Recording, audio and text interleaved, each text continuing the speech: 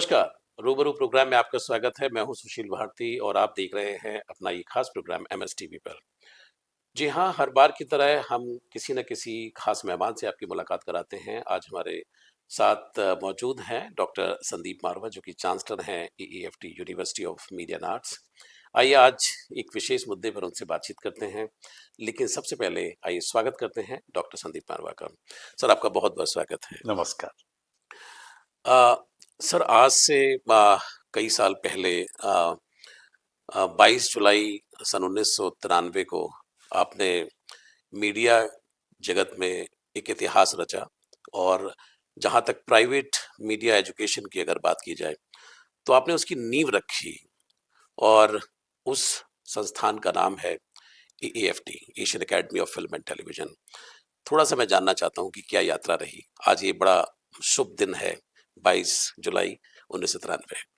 सबसे तो पहले मैं 22 जुलाई को आज मारवा स्टूडियो के इस प्रांगण से मैं देश भर और दुनिया भर में फैले हुए मेरे तमाम स्टूडेंट्स, हमारे खूबसूरत फैकल्टी मेंबर्स, हमारे आदरणीय पैट्रन्स और हमसे जुड़े हुए हमारे एडवाइजर्स और वो शख्स भी जो शायद इन 33 सालों में एक दफा भी आकर एएएफटी में एक भी क्लास ले गया हो, उन सब के प्रति हृदय से अपनी मैं सोच को, अपनी विचारधारा को और अपने मान और सम्मान को उनके आगे प्रकट करता हूं।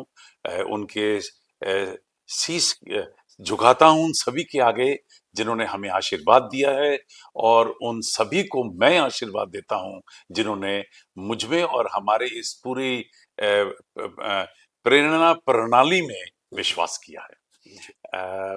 आज का दिन बहुत शुभ है। 22 जुलाई 1993 का वो दिन मैं भूल नहीं सकता। 40 स्टूडेंट, 4 कोर्सेज, 4 फैकल्टी और ऑफ कोर्स आदमी काम करने वाले तो ज्यादा थे। और इंतजार एक लंबा। अनिल कपूर हमारे मुख्य अतिथि थे। जी। पहला बैच एएफटी का लॉन्च होने जा रहा था और उत्साह था, जोश था, डर भी था, कहीं शर्म भी थी, झिझक भी थी। बहुत सारे विचारधाराएं एक साथ पैदा हो रही थीं, क्योंकि ऐसा लग रहा था कि एक बार फिर से मैं परीक्षा में उतर रहा हूं। 6 महीने की तैयारी के बाद और 2 साल स्टूडियो चलाने के बाद ये दिन हमने देखा था। 1986 से मैं लगा हुआ था। जी। 1991 में स्टूडियो खोल चुका था। 50-60 से भी ज्यादा टेलीविजन प्रोग्राम और फीचर फिल्में और हर किस्म के मीडिया प्रोग्राम और टेलीविजन प्रोग्राम से जुड़ चुका था। एक अच्छा तजुर्बा मैंने हासिल कर लिया था। तो वहां मुझे पढ़ाने के का कोई डर नहीं था, लेकिन इम्तिहान में उतरने का जो डर होता है वो तब भी था मेरे मन में। जी। ये माहौल था, क्योंकि आपने ठीक कहा, देश का पहला निजी फिल्म संस्थान खुलने जा रहा था। अ, देश का तीसरा फिल्मी संस्थान था। हमसे पहले एफटीआई पुणे पूना में बन चुका था। जामिया तैयार होकर जर्नलिज्म का रुख ले चुका था।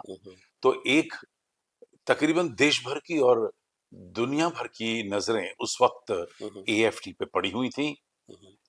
हमारा मारवा स्टूडियो का सारा टेक्निकल स्टाफ, हमारा एडमिनिस्ट्रेटिव स्टाफ जो एएफटी को उस दिन खोलने में पूरी मदद कर रहा था, वो मेरे लिए बहुत बड़ा सहारा था। और अ, यहाँ से शुरू होती है एक नई रचना, नई कहानी, नई नींव। और मेरे खुद के मीडिया इतिहास में फिर से एक बार पहला शब्द जुड़ा। पहली फिल्म सिटी के बाद, पहला नॉर्थ इंडिया के फिल्म स्टूडियो के बाद, पहला निजी फिल्म संस्थान। मैं परमपिता परमेश्वर का तहे दिल से बहुत बहुत शुक्रिया अदा करना चाहता हूं कि जिन्होंने मुझे इस पूरे कार्य में सफल बनाया। और आज हम इस घड़ी तक पहुंचे हैं कि 33वां साल हम एक बार फिर से बड़े जोश और उल्लास के साथ मना रहे हैं। जी। सर, जो लोग आपको जानते हैं वो आपका बैकग्राउंड भी जानते हैं कि आपने थिएटर किया और बहुत ही ग्राउंड रियलिटी जो मीडिया की, आर्ट की और जो क्रिएटिव आर्ट्स को आपने बहुत गहराई से समझा और उसके बाद आप मीडिया संस्थान खोलने के क्षेत्र में आप उतरे। विशेष तौर पर शायद इसी वजह से आपने जो ज़ोर दिया कि लर्निंग बाय डूइंग, जो काम कर मतलब सीखते हुए आप काम करें, तो इस पर आपकी बड़ी तवज्जो रही है। शायद 1993 में मैंने इस बात को रियलाइज कर लिया था 2 जी, साल स्टूडियो चलाने के बाद। जी। नंबर 1 एक तो इस पूरे क्षेत्र के अंदर कोई इकोसिस्टम नहीं था। हुँ, हुँ। जब वो इकोसिस्टम बनाने में 2 साल लग गए, स्टूडियो चलाने में 2 साल लग गए, हुँ, हुँ। उसी के बीच ये बात भी तो हमें यकीन हो गई कि इन तमाम स्टूडियोज़ जो यहाँ आ रहे थे, इनमें काम करने वाले भी तो नहीं हैं हुँ, और जो लोग हैं वो आधे अधूरे हैं। जी। वो फ़िल्म इलिटरेट हैं। हुँ, हुँ, तो बड़ा मुश्किल हो रहा था हुँ, हुँ, कि हम अपने कार्यक्रमों को कैसे आगे बढ़ाएँगे? हुँ, अगर मुझे कुछ फ़ीचर फ़िल्में या टेलीविज़न प्रोग्राम बनाने हैं, तो मैं कैसे हुँ, बनाऊँगा? हुँ, तो मैं अपनी बात तो छोड़ो, जो उनके लिए स्टूडियो खोला है हुँ, स या इंडस्ट्री के लिए, वो लोग कैसे हुँ, आगे काम कर पाएँगे? हम लोग कैसे, जो हमारे यहाँ प 7 स्टूडियो खुल चुके थे, हुँ, हुँ, उनको मैं कैसे फ़ीड कैसे करूँ मैन पावर के साथ? हुँ, हुँ, तो एक बहुत बड़ा विचार था इस बात ओके। को लेकर। फिर दूसरा ये तो था ही हुँ, कि ऐसा महसूस हो रहा था, क्योंकि मैं खुद हुँ, हुँ, उन दिनों ग्रेजुएशन, पोस्ट ग्रेजुएशन और फिर हुँ, ट्रिपल ग्रेजुएशन हुँ, और हुँ, हुँ, डबल पोस्ट ग्रेजुएशन करके निकला था। हुँ, हुँ, और इतना करने के बाद भी तो मैं कहीं न कहीं, हुँ, मन में एक विचार था कि कोई न कोई इस लाइन का काम ढूँढ रहा था। हुँ, हुँ, तो इसका मतलब मुझे ये महसूस हो रहा था कि जब हुँ, तक हुँ, हाथ से काम करना नहीं आएगा, हुँ, हुँ, तब तक कम से कम आप फ़िल्म, टेलीविज़न और मीडिया के क्षेत्र में तो हुँ, कामयाब नहीं हो नहीं, पाएँगे। जी। तो ऐसा ट्रेनिंग सेटअप होना चाहिए जहाँ पे सिखा दिया जाए कि आप जिस भी क्षेत्र में आप आना चाहते हैं, जिस भी क्षेत्र के प्रति आपकी रुचि है, हुँ, हुँ, उसमें आप काम कर सकें। हुँ, तो वहाँ से हमने ये प्रैक्टिकली ओरिएंटेड हुँ, कोर्सेज़ शुरू किए। हुँ, हुँ, पहले दिन से ही हुँ, हुँ, स्टूडेंट को मौका मिलता था हुँ, कि कैमरा, हुँ, एडिटिंग, हुँ, डायरेक्शन, एक्टिंग की बात करें हुँ, और उन्हें खरा उतारने के लिए, पूरा उतारने के लिए ये तमाम स्टूडियो, जो मारवा स्टूडियो का पूरा कॉम्प्लेक्स था, वो हमने इंस्टीट्यूशन के हवाले कर दिया। हुँ, अगर कहीं उसका चार्ज लगा देते, हुँ, कहीं उसको करिकुलम का हिस्सा बनाकर उसपे कोई फीस बढ़ा देते, तो हो सकता है कि ये जो ख्वाब हमने देखा और आज जो 33 साल की ये हुँ, डबल हुँ, फिगर हम लोग बोल रहे हैं, हुँ, शायद ना पूरी हो पाती। हुँ, क्योंकि इस बात का भी मुझे हुँ, थोड़ा-सा अंदाज़ा हो गया था हुँ, कि प्रोस्पेक्टस लेने के लिए भी हुँ, ₹200 का उन दिनों में प्रोस्पेक्टस था, वो ओके, खरीदने के लिए भी एक हिचकिचाहट होती थी ओके। स्टूडेंट के पास। हुँ, हुँ, मुझे खुद याद है कि जब मैं कॉलेज में था हुँ, और एक हमारे घर के पास किसी ने फ़िल्म स्कूल खोला था, हुँ, हुँ, तो उसने ₹1000 का प्रोस्पेक्टस हुँ, 1975 में रखा हुआ था। ओके। तो जब मैं प्रोस्पेक्टस 1975 में लेने के लिए गया, हुँ, हुँ, कॉलेज में कॉलेज में मैंने दाखिला लिया था तब, हुँ, हुँ, तो हम 3 दोस्तों ने मिलके प्रोस्पेक्टस एक साथ लिया था। हुँ, तो हमने स स 300 प ₹30 एक-एक हुँ, आदमी ने दिए थे, हुँ, तब जाके एक प्रोस्पेक्टस खरीदा था, हुँ, क्योंकि हुँ, हम लोग सोच रहे थे कि घर में बताएँ या ना बताएँ, हुँ, क्योंकि वो कोई ख़ास ऐसा हुँ, चर्चित हुँ, नाम भी नहीं था, सिर्फ़ फ़िल्म स्कूल के नाम से था। हुँ, हुँ, तो मुझे वो बात याद थी हुँ, कि ऐसा काम करिए कि हुँ, बच्चा अपने बलबूते पे सोचकर हुँ, और वो कदम उठा सकता है। उसे हुँ, अपने पिताजी, माताजी, परिवार वालों या घर में मीटिंग करके हुँ, इसके करने की ज़रूरत नहीं है।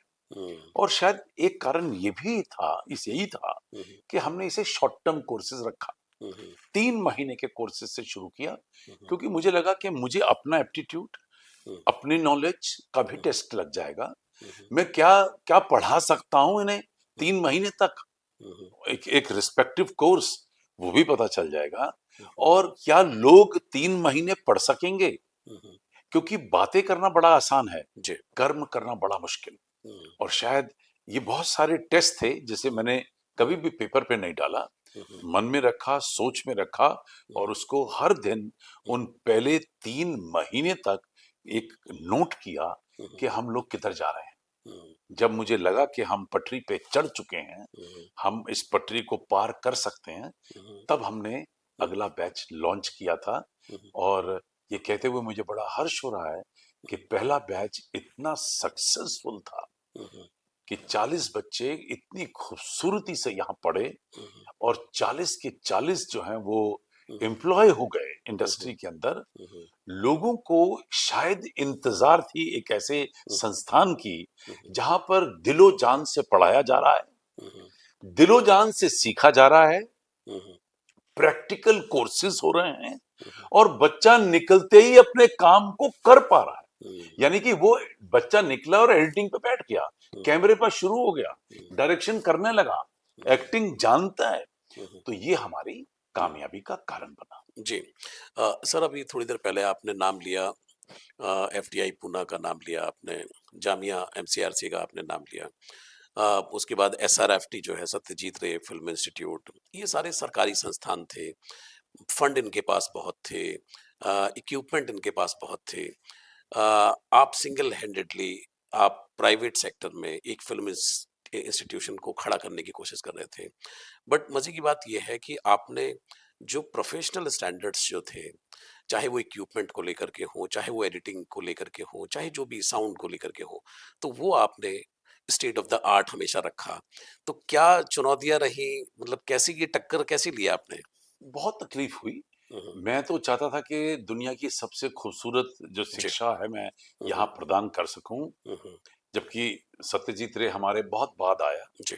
और हमारे बहुत कुछ हम्म, बर्दाश्त करना पड़ा। हम्म, कुछ शेयर्स थे मेरे पास, हम्म, कुछ डिबेंचर्स थे मेरे हम्म, पास, हम्म, कुछ ज्वेलरी थी मेरे पास, हम्म, कुछ और कुछ प्रॉपर्टीज थी मेरे पास, हम्म, क्योंकि मैं काम तो कर ही चुका था। जी। 1975 में मैंने कॉलेज ज्वाइन किया, 78 कॉलेज से निकला और हम्म, 78 से लेकर हम्म, 93 तक मैं हम्म, काम कर चुका जी। था, भाग दौड़ कर चुका था, हम्म, कुछ रियल एस्टेट में पैसे कमाकर प्रॉपर्टी भी बना चुका था। हम्म, लेकिन ये सब बिकता गया, हम्म, धीरे धीरे करके ये सब बिका। पहले कुछ हम्म, सालों तक, हम्म, 10 सालों तक हमें हम्म, जब तक कि आप समझिए 40 बैच थे, हम्म, हम लोगों की बहुत मेहनत करनी पड़ी, हम्म, बहुत ज्यादा इन्वेस्टमेंट करनी पड़ी। हम्म, हर बार नया इक्विपमेंट, नया सेटअप, हम्म, नया, क्योंकि जो नया ट्रेनर आता था, हम्म, जो गेस्ट फैकल्टी आती थी, हम्म, जो नया सिनेमाटोग्राफर, एडिटर, ग्राफर बम्बई से या विदेश से आते थे, उनकी रिक्वायरमेंट अलग होती थी ओके। और उनकी रिक्वायरमेंट को पूरा करने के लिए हमें फिर से एक बार हम्म, नए सिरे से इक्विपमेंट खरीदना पड़ता था। ओके। बल्कि शुरू शुरू के पहले 2 बैच में तो हम्म, जो किराया दिया था हम्म, इक्विपमेंट लाकर सिखाने के लिए, हम्म, उस किराए में ही सारी फीस चली गई। ओके। ओके। पूरी फीस जो हम्म, इकट्ठी हुई वो सिर्फ हम्म, इक्विपमेंट के किराए में चली गई। हम्म, लाखों रुपए का नुकसान हुआ, हम्म, लेकिन फिर भी हमने हिम्मत नहीं हारी, ओके। क्योंकि लगाव था, हम्म, चाह थी, हम्म, नेशनल रिक्वायरमेंट थी, हम्म, इंडस्ट्री की रिक्वायरमेंट थी हम्म, और मैं एडमेंट था। हम्म, ये बात तो मैंने सीख ली थी हम्म, कि जो Rome was never built in a day, जी। कि कभी भी एक दिन के अंदर आप हम्म, खताब नहीं पा सकते। हम्म, तो मेरे को लगता था कि हमें हम्म, बहुत हडगोडे तोड़ने पड़ेंगे, जान लड़ानी पड़ेगी, मेहनत करनी पड़ेगी, हम्म, जिसके लिए मैं बिल्कुल तैयार था। हम्म, लेकिन इससे भी ज्यादा बड़ा खर्चा जो था, जो कहीं नजर नहीं किसी को आ रहा था, हम्म, वो स्टूडियो चलाने का था। हम्म, कि स्टूडियो बनाया स्टूडियो चलाने के लिए और उसका एक हिस्सा एएफटी को हमने दे रखा था, हम्म, लेकिन उसको एएफटी इस्तेमाल करती थी पूरा स्टूडियो, हम्म, जिसका कोई 1 रुपए की भी प्राप्ति नहीं थी। ओके। तो स्टूडियो मेंटेन करने का, स्टूडियो के स्टाफ की तनख्वाहें जो इंस्टीट्यूशन की ट्रेनिंग में जा रही थी, हम्म, उसका तो बेइंतहा जो खर्चा हो रहा था, वो कहीं किसी को नजर नहीं आ रहा था। हम्म, आप हैरान होंगे कि 9,999 रुपए से हम्म, पहले 3 महीने का कोर्स शुरू हुआ हम्म, और आज भी अगर आप फीस देखें हम्म, तो वो आज के हिसाब से हम्म, वही 10,000 रुपए है, हम्म, क्योंकि जबकि इतना समय बदल 33 गया। सालों के हिसाब से हम्म, 3 महीने के कोर्स की फीस जो है हम्म, वो 2.25 लाख होनी चाहिए। हम्म, आज भी वो 90,000 है। जी, बिल्कुल। तो हमने इंस्टीट्यूशन कभी भी इस हम्म, नियत से नहीं खोला कि हम्म, हमें इससे हम्म, महल बनाने हैं, हम्म, चौबारे खड़े करने हैं। हम्म, हमारा मकसद ये था हम्म, कि हम इंडस्ट्री के अंदर एक अच्छे तैयार होनहार टेक्नीशियंस दे सकें, ताकि हमारे हिंदुस्तान की जो फिल्म इंडस्ट्री है वो पहले से बेहतर हो, दुनिया में इसका नाम हो, हमारे बच्चों का नाम हो, और हमारे बच्चे जो यहाँ से पढ़ लिख के निकले वो अपनी रोजी रोटी कमाकर कम से कम अपनी फैमिलियों को पाल सके। तो हमारे वो सारे पर्पस जो हैं आज पूरे हुए हैं, इतना मैं बड़े शौक से कह सकता हूँ, बड़े दावे से कह सकता हूँ। एएफटी आज 35,000 स्टूडेंट्स की फैमिली है, 145 कंट्री को हमने टच किया है, और देश के हर कोने में, हर स्टेट में, हर सिटी में, हर छोटे बड़े शहर में आपको एएफटीएन मिल जाएगा काम करते हुए। सर, थोड़ी बात हम सिलेबस की भी करते हैं। आपने wide range of creative programs आपने चलाए। अ, कई जगह पे देखते हैं बड़े ट्रेडिशनली 2-4 कोर्सेज़ रहते हैं, बट आपने धीरे-धीरे, धीरे-धीरे करके मतलब रेशे दर रेशे आपने कोर्सेज़ लिए। क्या ये आपका विज़न था कि जो इंडस्ट्री की जो रिक्वायरमेंट है, उसको लेकर के आप बनाते थे कोर्सेज़? या फिर जो एक इंटरैक्शन होता था अंतर्राष्ट्रीय स्तर पर लोगों से, उसके द्वारा ये सोच थी? या आपका क्या मतलब इसके अंदर वो जो था कि जो एएफटी के अंदर मैं देखता हूँ कि wide range of creative courses आपने लॉन्च किए हुए हैं? बिल्कुल ठीक कहा आपने। हम लोगों ने सिनेमा के 4 कोर्सेज़ से शुरू किया, 4 जी, के हमने 8 किए, जी। 3 महीने से 1 साल के कोर्स लाए। हुँ, हुँ। 1 साल से फिर हम लोग ग्रेजुएशन प्रोग्राम 3 साल के लाए, पोस्ट ग्रेजुएशन हुँ, लाए। हुँ। आज पीएचडी भी हमारे यहाँ से हुँ, हो हुँ। रही है। हुँ, हुँ। 30 लोग हमारे यहाँ से आज पीएचडी कर रहे हुँ, हैं। हुँ। और जो AFT, Asian academy of film and television, जो मूल नाम था, हुँ, सबसे बड़ा नाम हुँ, था हुँ, हमारा, हुँ, वो सिमट कर एक फिल्म स्कूल बना। हुँ, हुँ, और उसके बाद हम लोगों ने school of journalism, school of music, hmm, school of animation and hmm, special effects, school of data science, hmm, hospitality and tourism, hmm, fashion and design, interior designing, hmm, school of digital media, hmm, business school, hmm, law school, hmm, ये hmm, सब इसमें जोड़े। हुँ, हुँ, क्योंकि ताली दो हाथ से बजती है ये, हुँ, और आपको समाज सिखाता है, और आप में इतनी दृढ़ता होनी चाहिए हुँ, कि आप हुँ, आई हुई रिसर्च हुँ, को हुँ, उसका उपयोग करते हुए एक कदम आगे उठा सकें। हुँ, मैं आगे बढ़ना चाहता था, हुँ, कुछ अच्छा करना चाहता था, हुँ, देश के लिए करना चाहता था। जो सिनेमा का एजुकेशन थी उससे मेरा विचार बढ़ के पूरे एजुकेशन की बात पर आया। हुँ, मेरी सोच बढ़ी। मैं चाहता था कि एक दिन मैं खुद यूनिवर्सिटी बनाऊं, हुँ, हुँ, और लोग हमें यूनिवर्सिटी का दर्जा दें। हुँ, और ये सारी बातें हुँ, सोच से ही शुरू होती हैं, हुँ, लेकिन उसके लिए उतनी मेहनत, भाग दौड़, पैसा, हुँ, लोगों का साथ, अच्छा स्टाफ, हुँ, अच्छे एडमिनिस्ट्रेशन, अच्छी फैकल्टी, सरकार की मदद, हुँ, हुँ, लोगों की मदद, हुँ, और सबसे बड़ी बात कि लोगों की अपेक्षाओं तक उतरना। हुँ, इन तमाम चीजों का जब मिश्रण हुँ, सही बैठना शुरू हो जाता है, हुँ, तब जाकर कहीं आप एक ऐसा संस्थान शायद खड़ा कर सकते हैं। हुँ, हुँ, और हम लोगों ने एक एक करके ये डिफरेंट कॉलेजेस खोले। हुँ, हुँ, काम बढ़ता गया, मेहनत बढ़ती गई, समय और लगता गया। हुँ, 8 घंटे से 12 घंटे, 12 घंटे से 16 घंटे, हुँ, और उसी तरह जो मुझे कितना काम करना पड़ा, क्योंकि अगर हुँ, एक स्कूल खोल रहा हूँ तो लोगों की ये उम्मीद होती थी कि ये इसमें भी माहिर होगा। हुँ, सिनेमा में, जर्नलिज्म में, म्यूजिक में, इन सब चीज़ों में मुझे माहिरता लानी पड़ी अपने अंदर। हुँ, हुँ, पढ़ना पड़ा, हुँ, सोचना पड़ा। हुँ, मतलब मुझे ऐसा लग रहा था कि हर स्कूल के साथ मेरी एक पीएचडी हो रही है। हुँ, वो आज यहाँ, आज की पढ़ाई, पिछले सालों की पढ़ाई, आगे होने वाली पढ़ाई, देश की पढ़ाई, विदेश में क्या पढ़ाया जा रहा है, हुँ, दूसरे मुल्कों में क्या-क्या हो रहा है, इससे रिलेटेड इंडस्ट्री क्या कह रही है, हुँ, इंडस्ट्री की रिक्वायरमेंट क्या है, इंडस्ट्री के लोग बच्चों से क्या एक्सपेक्ट कर रहे हैं, उन तमाम चीज़ों को जोड़कर ही तब जाकर एक करिकुलम अच्छा तैयार होता है। हुँ, और इसको जो एएफटी का रूप था, हुँ, हुँ, जो एक फिल्म और टेलीविजन के कोर्सेज का रूप था, वो हमारा आधार बन गया था आने वाले अगले सब कॉलेज का। हुँ, तो हमने उन तमाम चीजों को, किसी भी कोर्स को खोलने से पहले उस इंडस्ट्री को गहराई से स्टडी किया, हुँ, पूरी रिसर्च की। हुँ, और इसीलिए एक international film and television research centre का गठन हो गया था, हुँ, हुँ, जैसे ही हम लोगों ने पहला हुँ, कॉलेज खोला था। हुँ, और उसके अंतर्गत बहुत सारी ऐसी इंफॉर्मेशन मिलनी शुरू हो गई थी जो शायद आम आदमी के पास नहीं पहुंच सकती थी। हुँ, हुँ, तो उसको स्टडी करना, पढ़ना, उसका उपयोग लेना, और फिर उसको अमल करना, उस पे उतरना, हुँ, एक रिस्क था बड़ा भारी। हुँ, हुँ। रिस्क तो था। और क्योंकि आपने छोटा-सी मूड़ी आपके पास काम करने के लिए और कोई ऐसे एंटरप्रेन्योर की कोई स्कीम नहीं थी, नरेंद्र मोदी हमारे प्रधानमंत्री नहीं थे और अ एक स्टार्टअप के लिए कोई फंड नहीं था, हुँ, ये सोचिए आप। बड़ी तो बात है। क्योंकि जब फिल्म सिटी शुरू की तो एक स्टार्टअप था, जब स्टूडियो शुरू किया तो एक नया स्टार्टअप था, जब एएफटी शुरू की तो एक नया स्टार्टअप था हुँ, हुँ, और कोई प्रवचन नहीं मिलते थे हमें सुनने को बड़े-बड़े अफसरों से। तो ये हालात बहुत अच्छे बदले हुँ, हुँ, और नई सरकारों ने नई तौर तरीके न अपनाए, एंटरप्रेन्योर की रिक्वायरमेंट को देखा और पिछले 12 सालों के अंदर जो जोश, लगन, सोच हुँ, हुँ, और जो एंटरप्रेन्योर बनने का चस्का और नया शौक और अपनी नौकरी के प्रति वफादारी और इंडस्ट्री की ग्रोथ, हुँ, अब इन सब चीजों को अगर देखें तो ये पिछले 12 सालों में भी तो हुँ, एक अच्छी ग्रोथ मिली, हुँ, इंस्टीट्यूशन को भी मिली। हुँ, तो इस तरीके से अब अगर हम 21 साल तो कर ही चुके थे हुँ, हुँ, और 21 साल में हम अपना नाम कमा चुके थे, वर्ल्ड रिकॉर्ड बना चुके थे।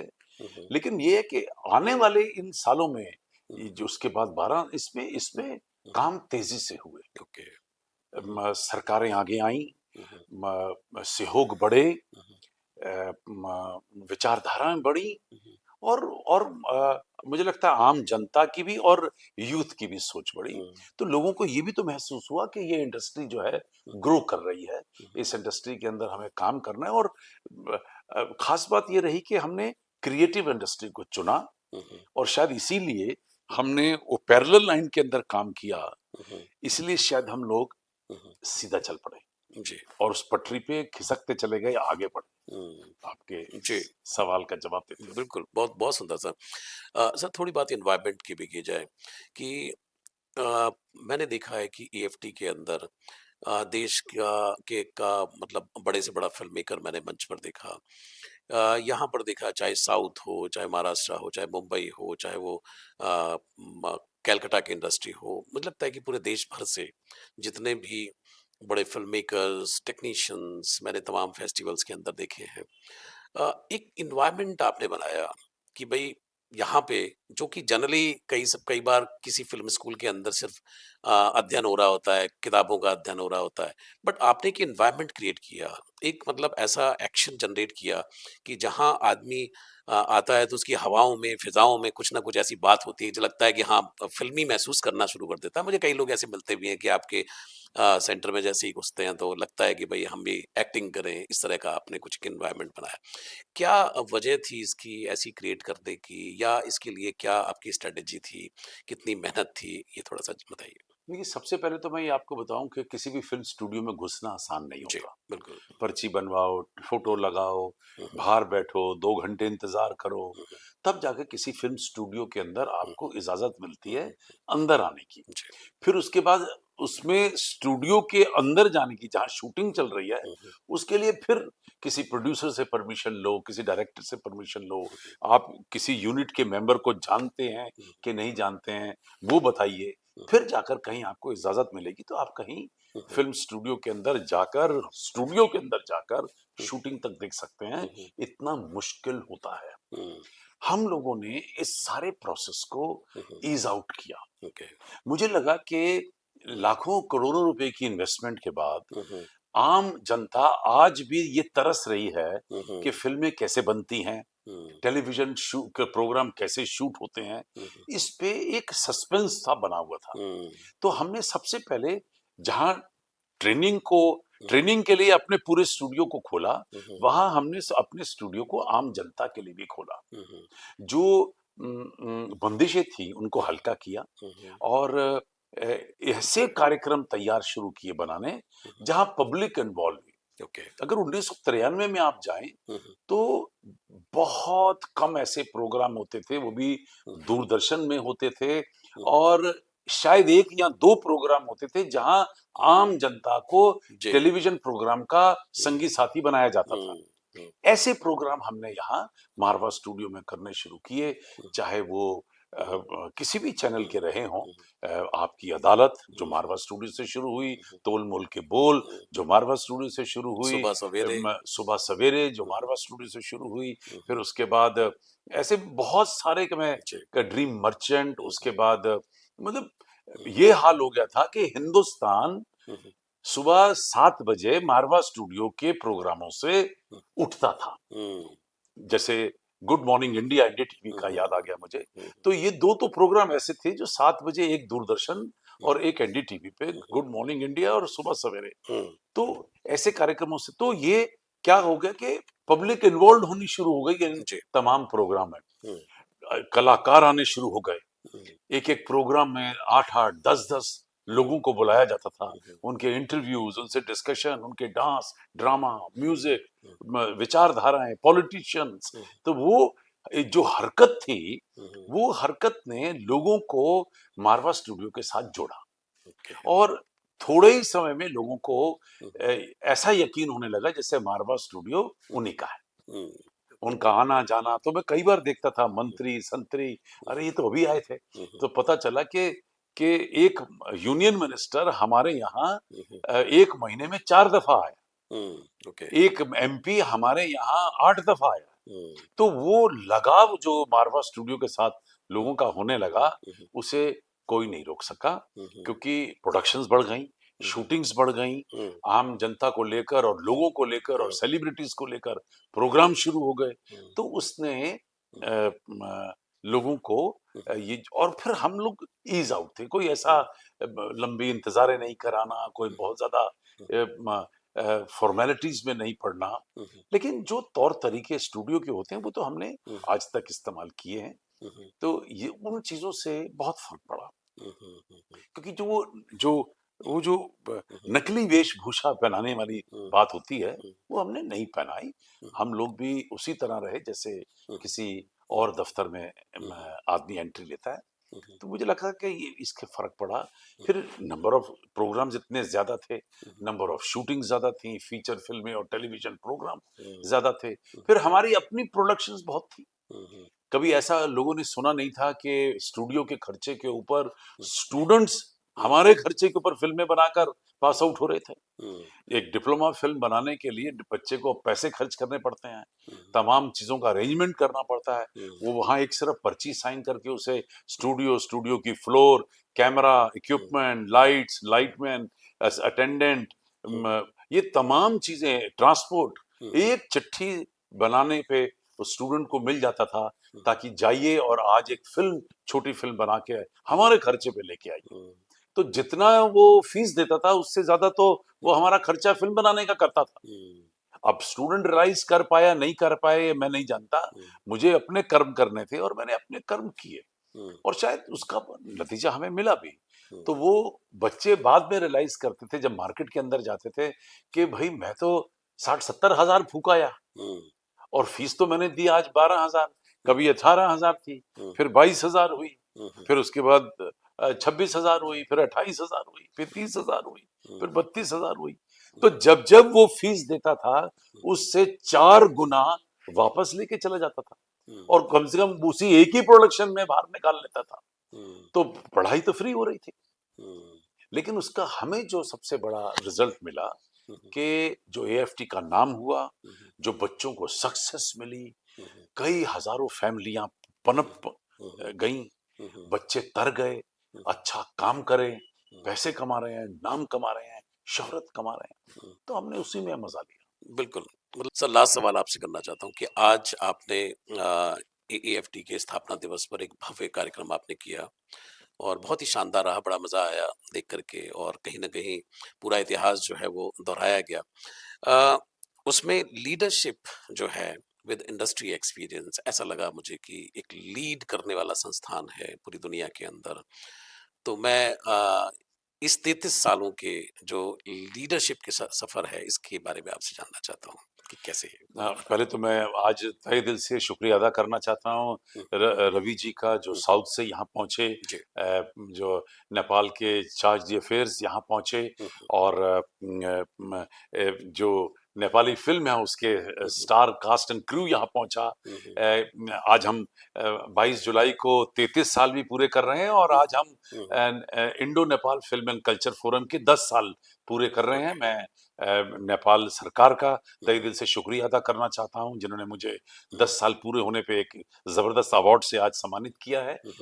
और रवि जी का भी तहे दिल से धन्यवाद करना चाहता हूँ, जिन्होंने फ़िल्म फेडरेशन ऑफ इंडिया की तरफ से और south India film chamber of commerce की तरफ से मुझे सम्मानित किया। अच्छा लगा कि हमारे कार्यों का जो चर्चा है वो देश और विदेश में खूब पहुंचा हुआ है। नेपाल को जोड़ के तकरीबन 93 ऐसे देश हैं जिन्होंने हम पे विश्वास किया है और हमें अपना कल्चर एम्बेसडर माना है, और उनके लिए हम लोग बेहतरीन तरीके से काम कर रहे हैं। और उसी में शायद ये आपके सवाल का एक जवाब निकलता है कि लीडरशिप जो है वो बहुत जरूरी है। और जब मैं लीडरशिप बोलता हूं तो पहला शब्द जो एल है, एल से शुरू होता है लैटिट्यूड एंड लॉन्गिट्यूड, कि आप जब नक्शा बनाते हैं तो नीचे से ऊपर तक और दाएं से बाएं तक, नॉर्थ से साउथ तक, ईस्ट से वेस्ट तक अगर आप अपनी नजर रख सकते हैं तो आप लीडर हैं। अगर आप नहीं रख सकते तो आप लीडर नहीं हैं। अगर आप में अपने काम के प्रति इंथुजियाज्म है, ई, और अगर आप यही इंथुजियाज्म अपने लोगों में अगर पैदा कर सकते हैं इंडस्ट्री के प्रति, तो आप लीडर हैं। तो इसी तरीके से मैं जब एक ही बात करता हूं तो जो आप एम्बिशियस हैं आगे बढ़ने के लिए और देश को आगे ले जाने के लिए, इंडस्ट्री को आगे ले जाने के लिए, अपने संस्थान संस्था को आगे ले जाने के लिए, तो आप लीडर हैं। तो ऐसे मैं तो रात तक बोल सकता हूँ, लेकिन इतना ही है, इतना समझाने के लिए कि लीडरशिप क्वालिटी होना और फिर उसको पैदा करना बाकियों में, ये आज का एक समय की पुकार है। ये मेरा सौभाग्य है कि मैं भारत सरकार में एडवाइजर हूँ और 5 मंत्रालयों से जुड़ा हुआ हूँ, जिसमें एक मंत्रालय एमएसएमई भी है। और एमएसएमई के अंदर यूथ एंड स्पोर्ट्स में भी जरूरत है, consumer ministry of consumer affair में भी जरूरत है, मिनिस्ट्री आईएनबी में भी जरूरत है, मिनिस्ट्री ऑफ एजुकेशन में भी जरूरत है। लेकिन इसको खास जोड़ रहा हूं मैं एमएसएमई से कि आज अगर हमारे यूथ को किसी चीज की सख्त जरूरत है तो वो है लीडरशिप की, क्योंकि वो लीडरशिप क्वालिटीज अगर हम पैदा कर देते हैं तो आप प्रमोट कर रहे हैं एमएसएमई। और अगर एक बच्चा बिजनेस खोल लेता है, अपना काम खोल लेता है, तो वो 10 को और जगह देता है, और ये एक बहुत बड़ी वजह बन जाती है देश को आगे लाने की। तो हम लोग इस काम में जुटे हुए हैं और डे वन से हमारी कोशिश है कि हम बच्चों में ये उत्साह पैदा करें। 200 से भी ज्यादा इंक्यूबेशन सेंटर के अंदर मैं संस्थाएं खोल चुका हूं अपने स्टूडेंट्स के साथ मिलकर, जो अच्छा काम कर रहे हैं। स्टूडियो खोल चुके हैं, एडिटिंग स्टूडियो खोल चुके हैं, अपने प्राइवेट बिजनेस हाउसेस खोल चुके हैं, और हर क्षेत्र में ही अपने बैनर बना चुके हैं, अपने लेबल बना चुके हैं, अपने ब्रांड एस्टेब्लिश कर चुके हैं, और अपनी कंपनियों में फिल्में बना रहे हैं और बहुत कुछ कर रहे हैं। और मुझे इसकी बहुत तसल्ली है।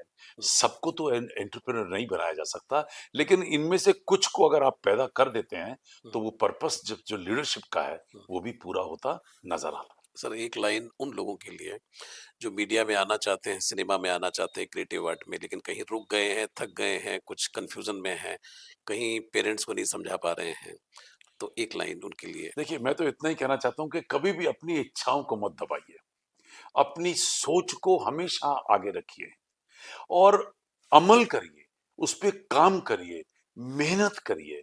मुझे पूरा विश्वास है कि मैं, जब मेरे पास कोई रिसोर्सेस नहीं थे, उसके बावजूद अगर मैं फिल्म सिटी ये तैयार कर सकता हूँ, अगर मैं मारवा स्टूडियो तैयार कर सकता हूँ, एएफटी जैसे संस्थान तैयार कर सकता हूँ, यूनिवर्सिटी बना सकता हूँ, तो मुझे पूरा विश्वास है। और वो भी कब? 40 साल पहले, जब देश भी कमजोर था, देश की सरकारें कमज़ोर थीं और हम लोग बहुत गरीब मुल्क थे।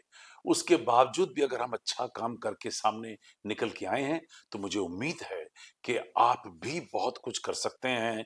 जब आज सरकार आपके साथ है, आज जब समाज आपके साथ है और आज पूरे देश की सोच बदली हुई है और जब देश दुनिया की चौथी सबसे बड़ी पावर कहला रहा है, तो आइए मिलकर कुछ काम करें, कुछ नया पैदा करें और देश को और कम से कम इंडस्ट्री को आगे लेके जाएँ।